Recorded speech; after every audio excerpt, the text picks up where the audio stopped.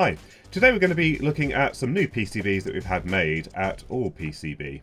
So these are going to be a development board to explore LoRa and LoRaWAN. So I bought a couple of these development boards from Seed Studio, and these have the Wio-E5 module on it. I've also bought several of the little modules on their own, and I also bought the E5 mini board as well. But these modules can be used in two different ways. Basically, they come pre-programmed with some firmware, and this handles all of the LoRa communications for you, and you just communicate with it via AT commands. So in the instance of this board, the idea is that I've got a PIC microcontroller which will allow me to send commands to the module and allow me to turn on and off some inputs and read the inputs from some switches. But also what you can do is you can reprogram the microcontroller that's on here with your own custom firmware. So Seed Studio have got a code base that you can start off with to communicate via LoRa, and then you can write your own application code on there. The problem with that is the moment you wipe the original firmware off this module, you can't put it back on, so then you have to use your custom firmware from then onwards. So what I want to do is just explore with two of these modules, trying to write some firmware for the STM32, seeing if that works, or whether I'm just going to be better off using an external PIC32 or PIC24 or something like that to communicate with it via AT commands to do the job that I want it to do. So here's a close-up of the PCB, and as you can see, this has come out really nicely. We've gone for a 2mm thick PCB in matte green, and you can see there's basically no reflection off the surface of the matte green effect, so that looks really, really nice. We've gone for hot air solder leveled finish with a white silkscreen, and the silkscreen quality looks really good as well. I think these came in at about $16 for 10 PCBs, and there are a lot of options to choose from on the All PCB website. So here we are on the All PCB website with the options that I selected, and the thing that increased the cost just a little bit is the fact that I've gone for a slightly bigger PCB, 120mm by 50mm. 2-layer board, 2mm thickness in matte green. The silk screen, you can actually pick a variety of different colours there if you want something a bit more interesting, or you've got a special application, and everything else on here is pretty standard. The only thing I noticed is there isn't an option to remove their manufacturer number from the PCB, although you might be able to request it if you fill in a special requirement here. And then the nice thing also here is you get a choice of the PCB material. Now in this application it doesn't matter, but if you've got a specific application, they've got the parameters of each of these boards, and it will allow you to select the right one for your application. So that's really quite nice. So I did order a stencil as well, so we'll do the SMD assembly, and then we've got some through-hole parts to solder as well. And I did actually get a foot pedal for the JBC solder feeder, so we'll have a play with that and see if we can get some nice consistent joints.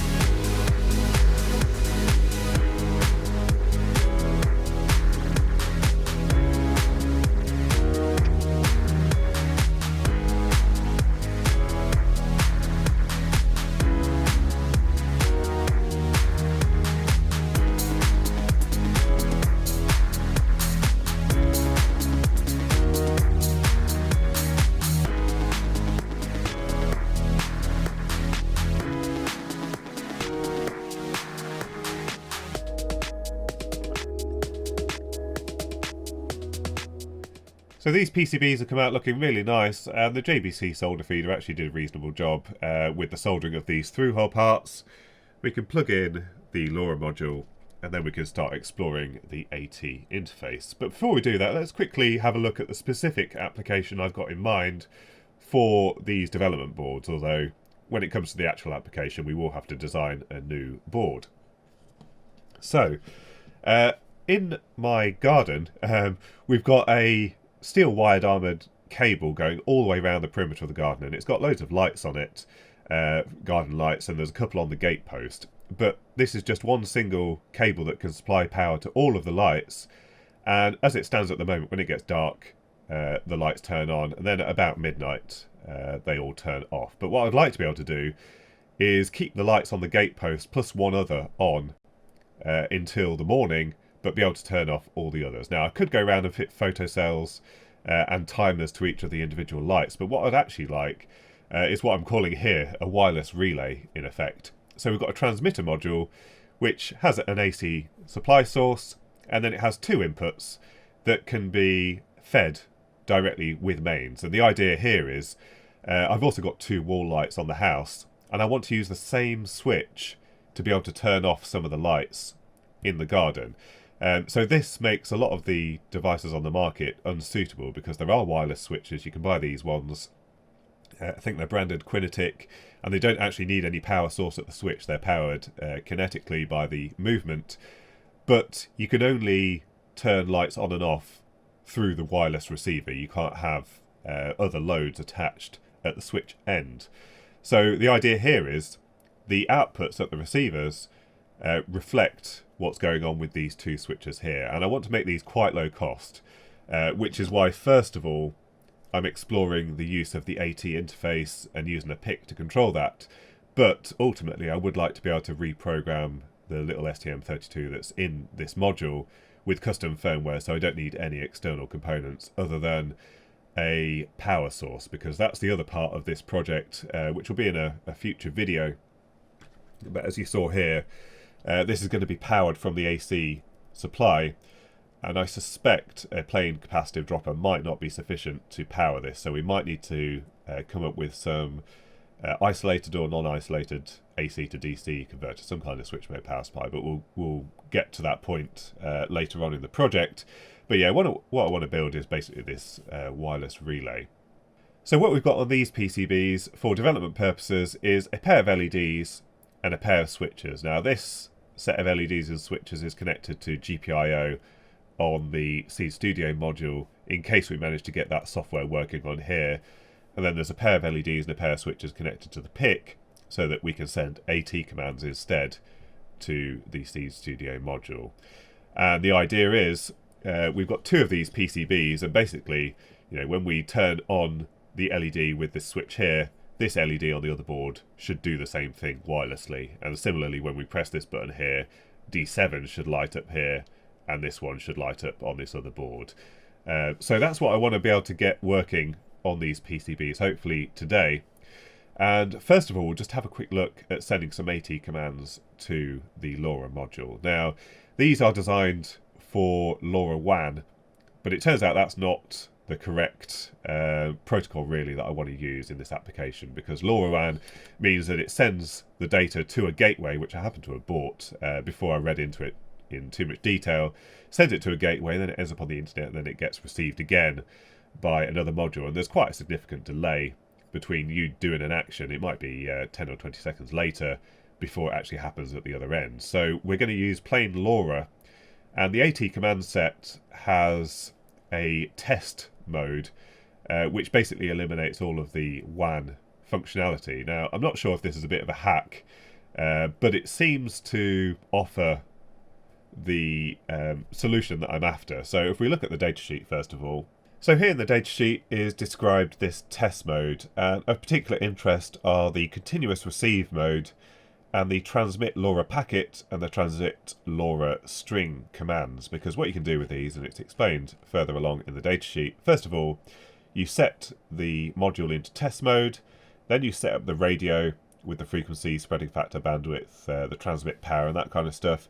And then you can use these commands to send a series of hex bytes or a string. And within this string, you could embed an identifier and then also the data. Now, unlike LoRaWAN, there's no security here, so anyone could replicate these packets and control these lights. I'm not too bothered about that, whether someone does that or not. But obviously, if you wanted some security on top of this, you would need to embed some codes in here and put rolling codes and all that kind of stuff in here to prevent your application being controlled by someone else. So this is the weakness of using these plain strings or hex packets. Anyone basically can replicate this and take control of it. But it seems to do what I want it to do in this particular application. So this is what we're going to test out. Now, actually, first of all, we're going to use the larger development board straight from Seed Studio, because we can just plug those into the USB ports and just test that this does what we want it to do. So we've got two of the larger dev boards from Seed Studio, and these are both connected to the PC by USB-C, and this provides power to the module, but also a virtual COM port from the LoRa module so you can send AT commands to it. And so here are the two terminals for the two modules, and we can send the text AT to each of them just to check that the devices are alive. And you can see here it says AT OK on both of them. For some reason we get this input timeout when we work with the terminals, don't know why. But we can put them both in test mode, so we're going to send this text here, AT plus mode equals test. And it comes back and confirms that it's in test mode here. Same for the other module. And then we can configure the radio. So what we've sent here is 866 megahertz. Now we can actually use any of the three bands in the UK, but 866 is the most common one. It's got the most amount of bandwidth available. Spreading factor set to 12, and the bandwidth is 125 kilohertz. Now, one thing to be aware of, and it does explain it a little bit in the datasheet here, this is a shared band, so you can't just go spamming it, or you shouldn't just go spamming it with data at really high data rates. These modules are more designed, and LoRa in general is more designed for very low frequency data with a low duty cycle. So the kind of thing where you might want to send one command every 10 minutes or so, something like that, so that the bandwidth isn't used up and no one else can use that particular band. So then we can put one of the modules into receive mode with AT plus test equals receive LoRa packet. And you can see this one's now in receive mode. And then using the AT test equals transmit LoRa packet, we can actually send some data. So I'm going to send a packet here, copy and paste that in. And then on this one, about a second later, we get an echo of that data over there. So it transmitted it wirelessly. Now the boards are right next to each other, so we've got really high signal to noise ratio and a good RSSI. And we can use the other one, transmit string. Let's see if that works. And it's not decoded it as a string here, but we've got the individual bytes that represent LoRaWAN modem. So as you can see, we can actually receive this data. Now the thing is, any device that's listening on 866 megahertz can read this, as I explained before. So just something to be aware of. Anyone can read it and anyone can replicate this. So for my application, I want to embed some kind of ID so we know which module we're talking to. So each module probably will have a different ID. And then it looks for that ID and then the state of the switches. If we wanted to be more secure, we'd have to include some kind of special encryption or something like that so that no one else can control the lights. But as I said, I'm not too bothered about doing that. So first of all, what I want to do is try and replicate this functionality, but using the PIC on the PCB, and just check that we can send AT commands to do this. So in MPLAB, we've got a bit of code here to send the AT command, put it into test mode, set up the radio, and then if it's configured as a receiver, it also puts it into continuous receive here. So we should be able to program this onto one of the modules, and how we've got this set up is there's two UARTs on the PIC on here, one of them connected to the LoRa module and the other one connected to the PC. And then in the UART code, any data that is received back from the LoRa module is then echoed on the second UART, so we can see what's going on a terminal on the PC. So first of all, we'll program this firmware. And we've got the ICD4 connected, and I think when it's programmed, D8 should illuminate to say that the AT commands have worked. And there we go. So this board is all programmed up. And then for the transmit, we've got this piece of code that executes once every 10 seconds. So what we're doing here is we are formatting a string into this string array here, CMD, using the sprintf command. So AT plus test equals transmit LoRa packet, exactly the same as how we've done it here before. So AT plus test equals TXLR PKT, and then the string here. And in that string, we've got this variable address, which is just a series of random digits that I've come up with so that we can test that we can decode a specific address, and then a variable data, and this variable here increments once every 10 seconds every time we go through this loop. And what that means is, in fact, I can see it on the receiver of one of those modules already. So this is on one of the dev boards. We are receiving data here. Now we've got an extremely high signal to noise ratio and RSSI because these two boards are right next to each other. But you can see here we've got a number at the end that's increasing every time we send a packet, and then we've got this fixed bit at the beginning, which is our pretending address. So let's see if we're also getting the same data on our other development board. So let's connect up a UART, a USB to serial converter, plug it in here, and hopefully we're also receiving data here. This is the other module that was receiving all that info. And you can see it's able to configure it. It's in continuous receive. Let's see if we receive any packets from the transmitter board. And there we go. So it looks like we're getting data through onto our development board, which seems to be working quite nicely. So we've actually got the transmit power level turned down to the minimum that we can on this particular module, but I'm intrigued to know what the range is like. So I'm going to leave these receivers connected to the PC with the terminal running. I'm actually going to take this for a little walk down the road, see how far I can get, and we'll see what happens to the signal to noise ratio, the RSSI, and see if we get any packets that are dropped. So I walked about 250, maybe 300 meters away from the house, and it looks like we haven't missed any packets whatsoever. So it's managed to see every single packet here, and the other radio managed to receive the same number of packets. One was in a slightly better location than the other just for testing. But that's quite a long distance actually for the lowest power setting on these LoRa radios, and that does highlight how important it is that you don't spam the radio band, because this has such a wide radius of people that could be receiving this signal and potentially blocking their data from also being sent. So that's quite impressive. In fact, we only really need about 10 or 20 meters range here. It's a shame we can't turn down the power more, but this is what we've got to work with. But that seemed to work quite well. So the next challenge is all of the string formatting, and part of the reason why I gave up doing software engineering quite a long time ago. It reminds me how much I hate it. Let's see if we can get these switches working and send some data and receive it at the other end. So this is only some test code, don't criticise it too much, but basically what we've got is we've got a function elsewhere that reads the state of the switches and sets a variable anytime that there's a change to a state of the switches. So every time you toggle the switch, it either sets the least significant bit to 1 or 0 for switch 3 and the second least significant bit to 1 or 0 for switch 4. And then just as we had before, we've got the address and then we've got the data, which is our state of the two switches, in a string here that we send as a LoRa packet. So that's sending the data. And then for the receiver, we are receiving the data from the UART into an array. That's all handled by the UART handler. And then we use the string compare function in C to look to see if we've got the address in here. So address is set to this number here, and we're looking in the string to see if that exists. And if that string happens to be in there, then it allows it into the next part of the function that basically reads those two least significant bits. If it's a 1, then it sets the LED on, otherwise it turns it off, and the same for the second LED. So we should be able to program these up, and hopefully we will now see the LEDs echo the state of the switches.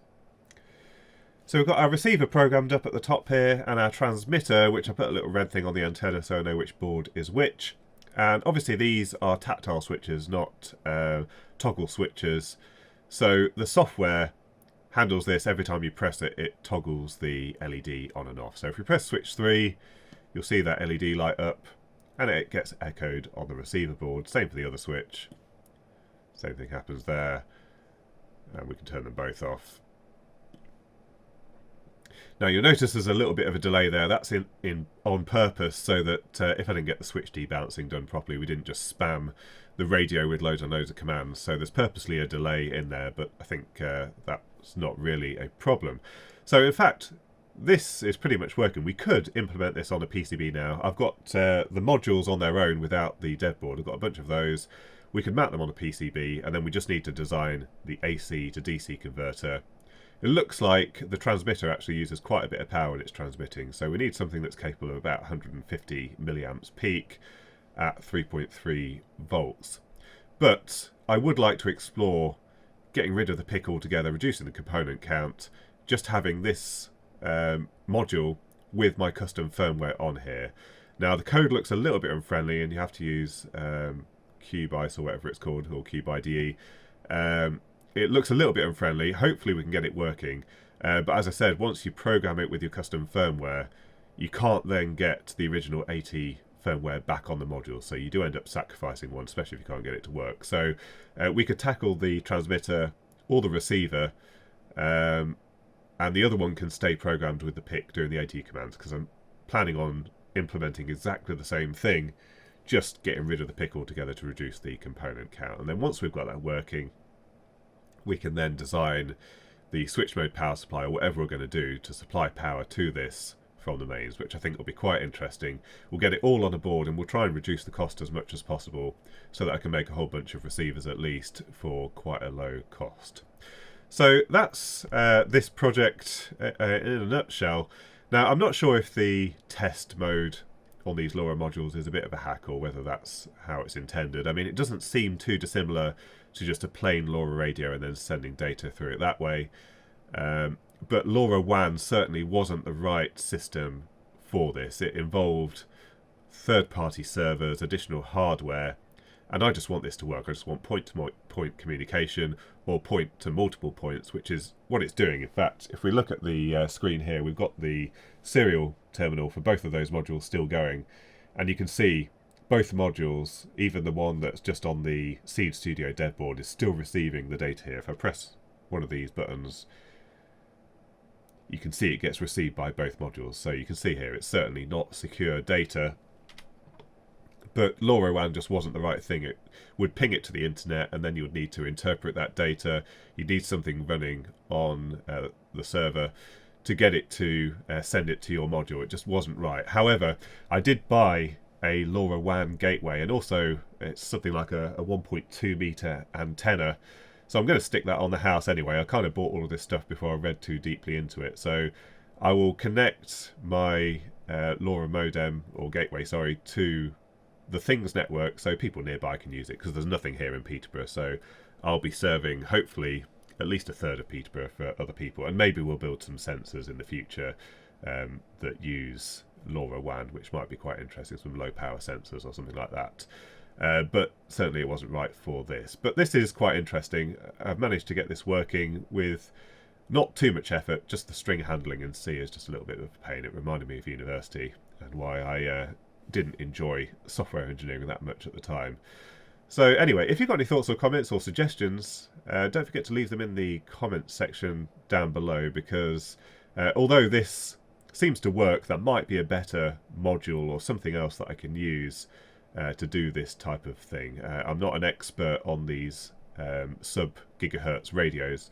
I can use Bluetooth and that kind of stuff, but that's not really appropriate for what we want to do here. So leave your thoughts and comments in the comments section down below. And also a quick mention again of our sponsor for this video, AllPCB, who provided these really high quality boards for this little project. And if you visit the AllPCB website on the link that I put down below, you can get 5 PCBs for $5, provided they're 100mm by 100mm or smaller, and new customers get a $5 coupon. So effectively you can get your boards for free, and you just have to pay for shipping. So don't forget to visit AllPCB. Hope you enjoyed the video. Thoughts and comments in the comments section down below as usual. Big thank you to my Patreon supporters as well. And until next time, thanks for watching.